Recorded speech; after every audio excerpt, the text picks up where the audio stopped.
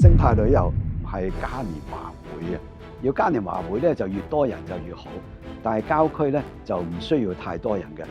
我係黃福義，係香港中文大學地理及資源管理學系客座教授。而家啲人所認為嘅生態旅遊就好似蜻蜓點水，去到一笪地方打張卡就走人。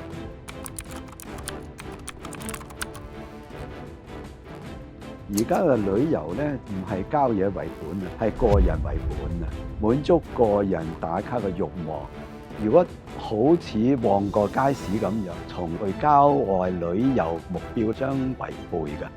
如果大家完全冇受過教育，完全唔知道呢啲郊野嘅守則咧，貿貿然去咧就係走馬看花或者造成破壞都唔定嘅。所以郊野咧一定要冇都市嘅因素入侵。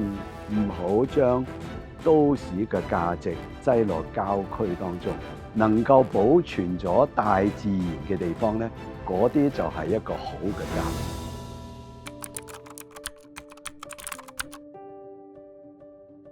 其實郊野公園主要有3個目的嘅，第一係自然保育。你如果冇咗自然咧，旅遊啊康樂都無從說起嘅。物理途徑避開生態敏感嘅地區。就盡量用返原有嘅路徑，唔係新闢小徑嘅，所以咧對郊區景觀嘅影響比較少，但係咧亦都串連一啲風景優美而且生態價值唔會受到破壞嘅地區，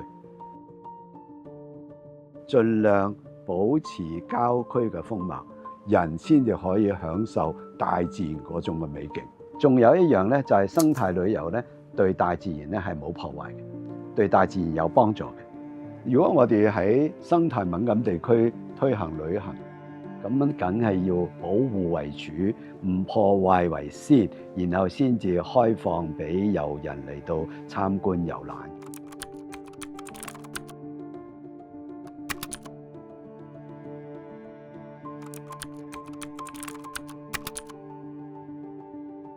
生態旅遊咧同普通旅遊唔同嘅地方，生態旅遊目的係要了解生態、認識大自然，佢要尊重嗰笪地方。如果佢唔尊重，掉晒垃圾咧，呢個咧就需要有人嚟去管理。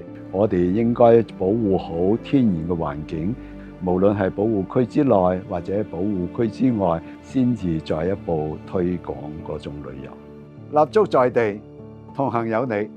一齊守護香港嘅生態。